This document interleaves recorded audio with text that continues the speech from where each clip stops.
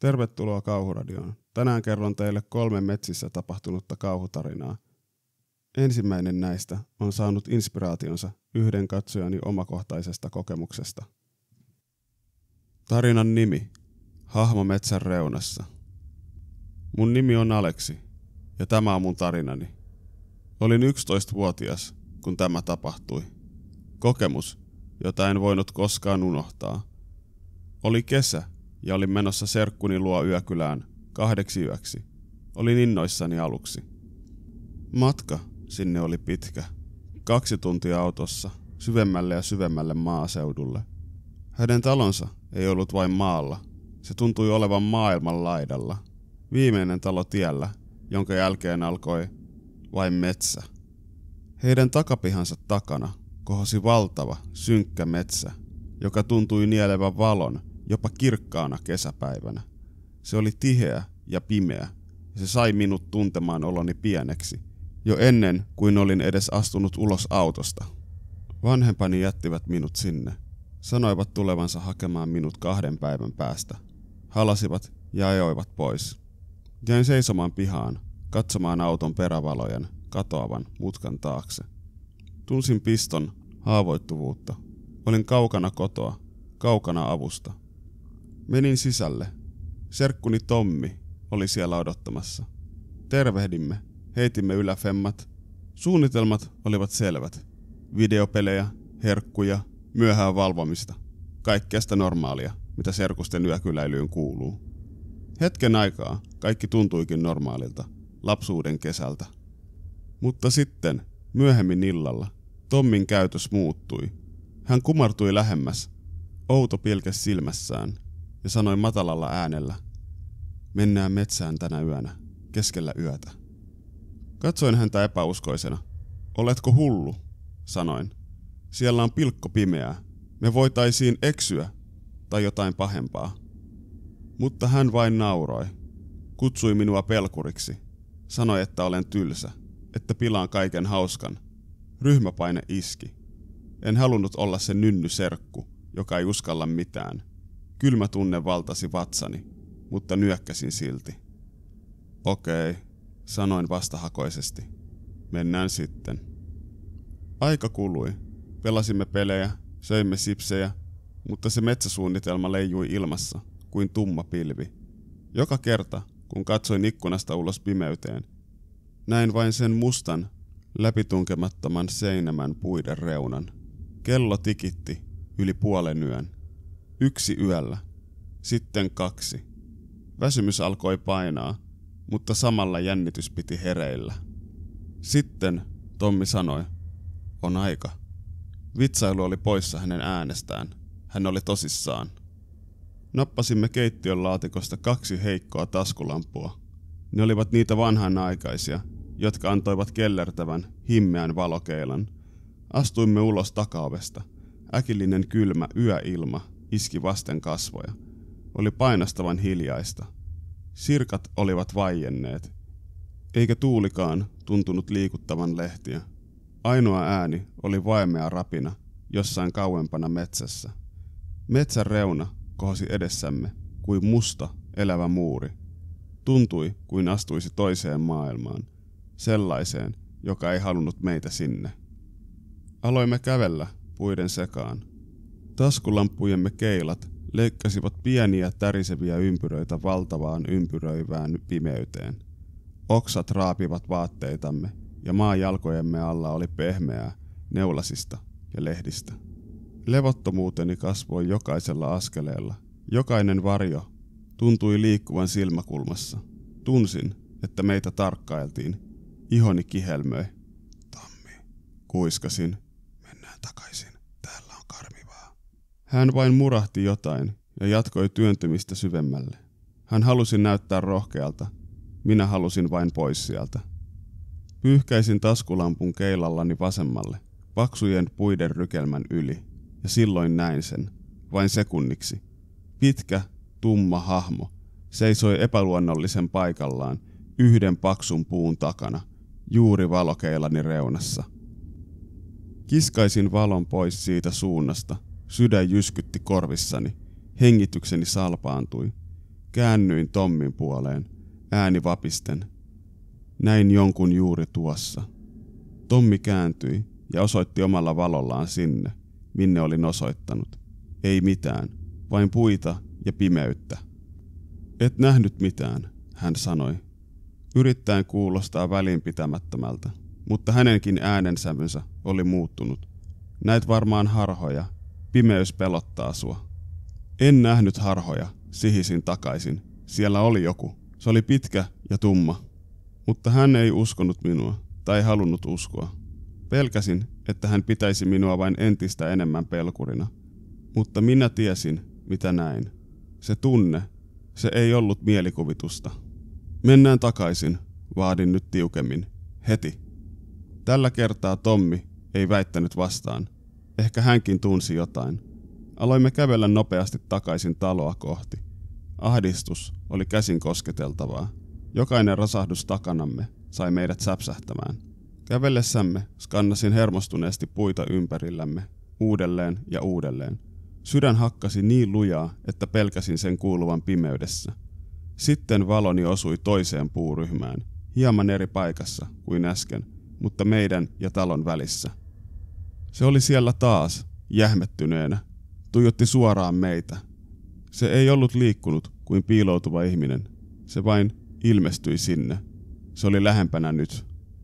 Tartuin Tommin käsivarteen niin kovaa, että hän säikähti. En saanut sanaa suustani. Osoitin vain vapisevalla kädelläni. Tommi katsoi sinne, minne osoitin. Hänen taskulampunsa valo osui hahmoon. Näin hänen silmiensä laajenevan kauhusta pimeässä. Hän ei enää nauranut. Hän kuiskasi.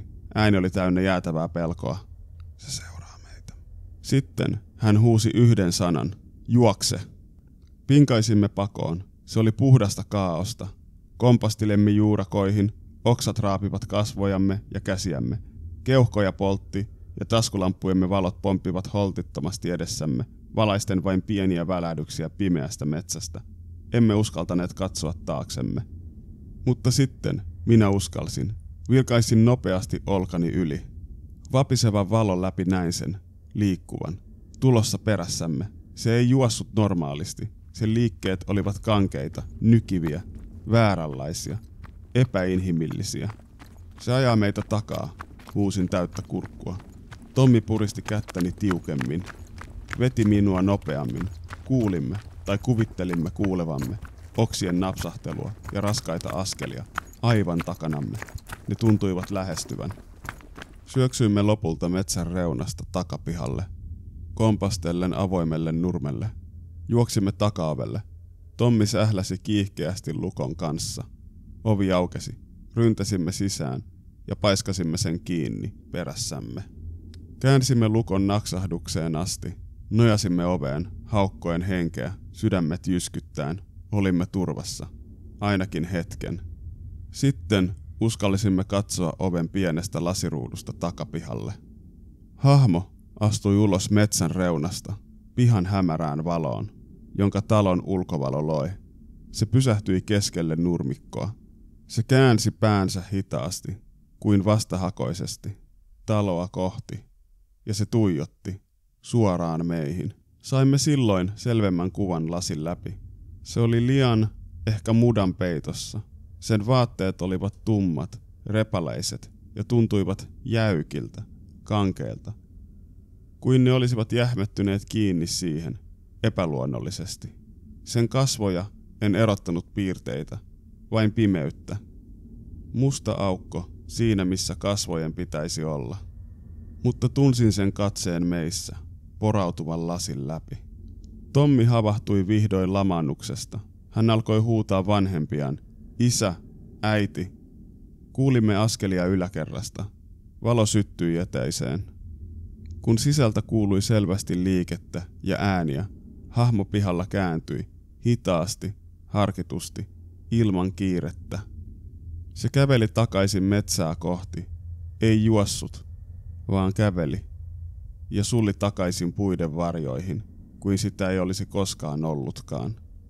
Tommin vanhemmat tulivat alas unenpöppöröisinä ja sitten hämmentyneinä, lopulta pelästyneinä, nähdessään meidät kalpeina ja tärisevinä ovella. Kerroimme heille katkonaisesti, mitä oli tapahtunut. He soittivat poliisille. Poliisit tulivat, valaisivat metsän reunan, kiersivät talon. He etsivät metsästäkin jonkin matkaa, mutta eivät löytäneet mitään. Ei jälkiä, ei merkkejä kenestäkään tai mistään. He eivät koskaan löytäneet ketään. En nukkunut sinä yönä, enkä seuraavanakaan. Tarvitsin melatoniinia kuukausia sen jälkeen, vain saadakseni unta. Emme puhuneet Tommin kanssa tapahtuneesta enää koskaan suoraan. Se oli kuin hiljainen sopimus välillämme. Jokin oli muuttunut sinä yönä. Mietin sitä yhä. Kuka tai mikä se oli? Mitä se halusi? Miksi juuri me? Ja kysymys, joka kylmää minua eniten. Mitä meille olisi tapahtunut, jos se olisi saanut meidät kiinni siellä metsässä? Tarinan nimi. Colin kuiskaus. Tunsin tarvetta etäisyyteen, kauas kaikesta. Valitsin Colin sen maisemien vuoksi, sen laajojen, hiljaisten metsien. Vaelsin koko päivän, poikkesin merkityltä reitiltä. Etsin tarkoituksella paikkaa, jonne kukaan muu ei eksyisi. Löysin sen lopulta, suojaisan notkelman, korkeiden kallioiden välissä. Ilta oli kaunis, poikkeuksellisen hiljainen. Tuuli ei liikuttanut lehteäkään. Pystytin teltan, asetuin makuupussiin ja nukahdin lähes välittömästi. Tunsin vain syvää rauhaa. Heräsin keskellä yötä. Oli pilkko pimeää, täysin äänetöntä, niin hiljaista, että se tuntui painostavalta. Sitten kuulin sen, hiljainen, mutta selvä napsahdus. Aivan kuin kuiva oksa olisi astuttu poikki. Se tuli läheltä telttaa. Odotin, pidätin hengitystäni. Mitään ei tapahtunut. Täydellinen hiljaisuus palasi. Hetken kuluttua kuului toinen ääni. Se oli erilainen. Se kuulosti siltä, kuin joku raapisi kevyesti teltan kangasta, kuin kynsillä. Ääni ei ollut satunnainen, kuten eläimen aiheuttama ehkä olisi. Se oli hidasta, systemaattista. Raapaisu, tauko. Raapaisu, tauko. Makasin liikkumatta makuupussissani, silmät auki pimeydessä. Mietin, oliko se kettu, tai ehkä näätä, vai jotain muuta. Sitten ääni lakkasi taas. Jäljelle jäi vain oma kiihtyvä sydämenlyöntini pimeydessä. Juuri kuin aloin vakuutella itselleni, että olin kuullut omiani, kuulin sen uudelleen. Tällä kertaa se oli kuiskausta. Hiljaista, epäselvää muminaa, aivan telttani ulkopuolella, sen seinän vieressä. En saanut sanoista selvää, mutta se kuulosti puhutulta. Yritin ajatella tuulta, mutta yö oli tyyni. Ääni oli liian lähellä, liian tarkoituksellinen. Sitten kuulin askeleet. Ne olivat kevyitä, mutta jotenkin päättäväisiä. Ne kiersivät telttaa hitaasti, aivan kuin joku tutkisi sitä. En kestänyt sitä enää. Epätietoisuus oli pahempaa kuin mikään, mitä voisin nähdä. Käteni tärisivät, kun etsin taskulampun makuupussin vierestä. Tartuin teltan vetoketjuun. Ääni oli metallinen ja kova hiljaisuudessa. Vedin sen hitaasti, varovasti auki. Sydämeni hakkasi niin voimakkaasti, että tunsin sen kurkussani. Työnsin pääni varovasti ulos aukosta pilkkopimeän yöhön. Täydellinen hiljaisuus. Ei askelia, ei kuiskausta, ei mitään. Sytytin taskulampun. Sen valokeila leikkasi pimeyden. Pyyhkäisin sillä ympäristöä. Kallioseinämät, muutama puu, varjoja, ei mitään epätavallista. Kaikki äänet olivat lakanneet. Sammutin lampun. Ja samalla sekunnilla, kun pimeys palasi, kuulin sen taas. Sen kuiskaavan äänen. Mutta nyt se ei tullut edestäni. Se tuli selkäni takaa, teltan toiselta puolelta. Aivan kuin se olisi siirtynyt sillä sekunnilla, kun valo sammui. Sytytin lampun uudelleen, salamana. Käännyin ympäri niin nopeasti, että niskassa vihlaisi. Ei mitään, vain pimeä metsä ja kalliot. Peräännyin nopeasti takaisin telttaan. Vedin vetoketjun kiinni niin nopeasti kuin pystyin. Käteni olivat hikiset ja tärisivät hallitsemattomasti. Hengitin pinnallisesti, nopeasti. Istuin siinä pimeässä, selkä teltan seinää vasten ja kuuntelin. En kuullut enää mitään. Ei kuiskausta, ei askelia, ei raapimista, vain syvä painostava hiljaisuus, mutta se ei tuntunut enää rauhalliselta. Se tuntui odottavalta. Tiesin, että siellä oli jotain. Tiesin sen. Oliko se vain mielikuvitustani? Väsymyksen ja pimeyden luoma harha? Vai odottiko se yhä jossain tuolla pimeydessä? Aivan teltan ulkopuolella. Odottiko se, että tulisin uudelleen ulos? Istuin hereillä aamuun asti. Kuuntelin hiljaisuutta. Tarinan nimi: Nuuksion vartija. Tarvitsin rauhaa. Kaupungin jatkuva hälinä, ihmisten äänet, liikenteen melu. Kaikki oli käynyt sietämättömäksi. Päätin lähteä Nuuksioon yksin viikonlopuksi. Ajatuksena oli vain olla, rentoutua, ehkä uida jos sää sallisi, grillata jotain yksinkertaista nuotiolla. Kävelin polkuja pitkin, etsien sopivaa, syrjäistä paikkaa teltalle. Jonkin matkan päässä polusta, pienen kumpareen päällä, huomasin toisen teltan. Ehkä 200 metrin päässä, siellä istui joku, selin minuun päin. Ajattelin, että en olekaan aivan yksin. Moikkasin ohikulkiessani. Ihan vain kohteliaisuudesta. Ei vastausta.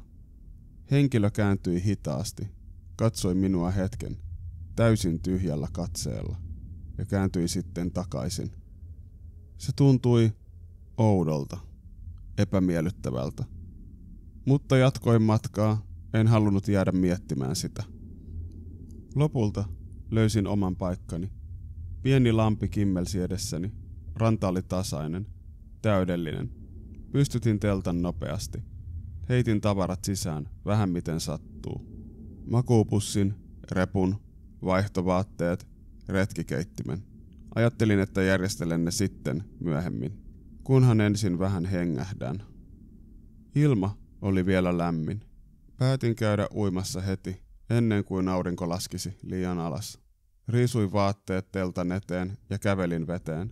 Vesi oli viileää, mutta virkistävää. Kelluin hetken selälläni, katselin pilviä, olin poissa teltalta ehkä 15 minuuttia. Palasin takaisin rantaan, kuivasin itseni ja kävelin teltalle. Jotain oli erilaista. Teltan ovi oli kiinni, kuten olin sen jättänytkin. Mutta kun avasin vetoketjun, jähmetyin paikalleni. Kaikki tavarani olivat täydellisessä järjestyksessä. Makuupussi oli rullattu tiukasti ja sidottu kiinni. Reppu oli suljettu, kaikki hihnat kiristetty siistiksi. Vaatteet oli viikattu pieneen teräväreunaiseen pinoon.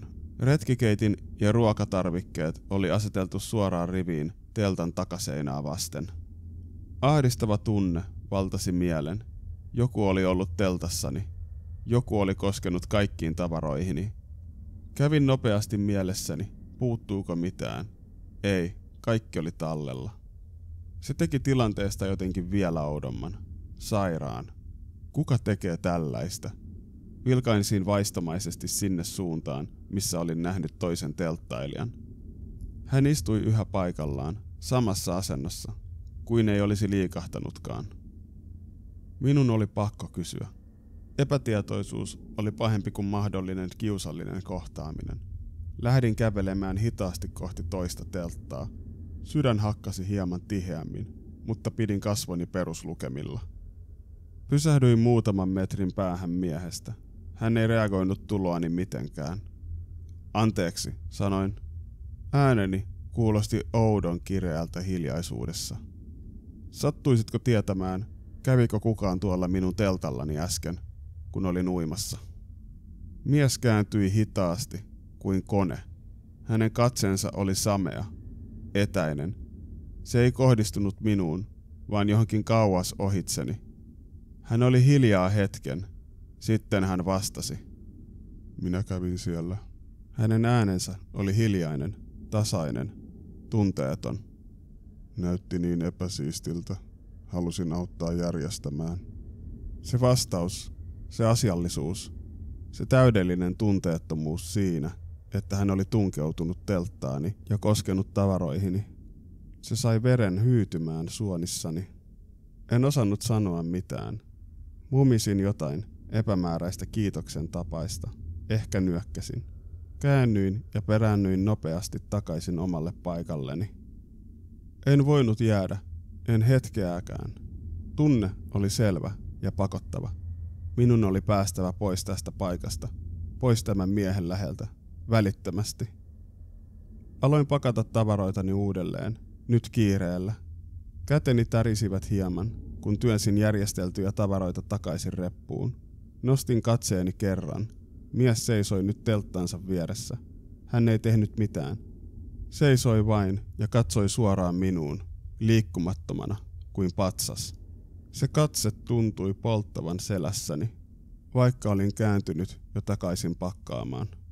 Sain repun pakattua ja heitin sen selkääni. Purin teltan nopeasti, rutistin sen myttyyn ja sidoin repun päälle. Lähdin kävelemään. En katsonut taakseni. Poistuin polulta, astuin syvemmälle metsään, puiden sekaan. Aurinko oli jo laskemassa, hämärä hiipi metsään. Etsin uutta paikkaa pimeän tullen, kauempana kaikesta. Löysin pienen aukion, tiheän metsän ympäröimänä. Tänne en uskonut kenenkään löytävän. Pystytin teltan uudelleen pimeässä, taskulampun valossa. Olin väsynyt, uupunut, hermostunut. Tarkistin vetoketjun moneen kertaan, kun olin kömpinyt sisään makuupussiini. Yritin rauhoittua, kuunnella metsän normaaleja yöääniä, tuulen huminaa puissa, kaukaisen pöllön huhuilua. Sitten kuulin sen, hivuttautumista. Ääni tuli aivan teltan ulkopuolelta, kankaan takaa. Hiljaista, varovaista, oksien rahinaa kuivilla lehdillä. Joku liikkui siellä. Sydän tuntui pysähtyvän. Kuka siellä? Kuiskasin. Hiljaa, ääni väristen. Liike lakkasi välittömästi. Täydellinen hiljaisuus. Ajattelin hetken, että ehkä se oli vain eläin, peura tai jänis, joka säikähti ääntäni. Mutta hetken kuluttua rahina jatkui. Se oli lähempänä nyt, aivan teltan vieressä. Tempaisin taskulampun käteeni, hengitin syvään, avasin teltan vetoketjua varovasti, vain pienen raon. Osoitin terävään valokeilan ulos pimeyteen. Valo osui suoraan kasvoihin. Ne olivat vain muutaman metrin päässä, puoliksi piilossa paksun kuusen takana. Sama mies. Hänen silmänsä näyttivät pimeässä ontoilta, heijastivat taskulampun valoa tyhjänä. Hän avasi suunsa ja puhui. Ääni oli matala, rahiseva, mutta yhä täysin tunteeton. Nämä ovat minun metsäni, et siivonnut jälkiäsi tarpeeksi hyvin. Samassa kuulin nopean rasahduksen aivan vierestäni, pimeydestä teltan ulkopuolelta. Kuin hän olisi astunut askeleen lähemmäs, juuri valokeilan ulkopuolelle. Kiskaisin vetoketjun kiinni niin nopeasti kuin pystyin. Käteni tärisivät hallitsemattomasti.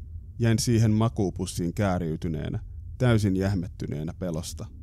En uskaltanut liikkua, en hengittää. Kuuntelin pimeyttä. En kuullut enää mitään. En tiedä, onko hän vielä siellä, jossain aivan lähellä pimeydessä. Odottaako hän, vai onko hän mennyt? Se epätietoisuus, se on pahinta. Kiitos, kun kuuntelit Kauhuradiota. Jos pidit, voit tykätä ja seurata kanavaa. Se auttaa minua jatkamaan näiden tarinoiden kertomista. Voit myös ehdottaa tulevien videoiden aiheita kommenteissa, jos haluat. Nähdään taas seuraavassa jaksossa.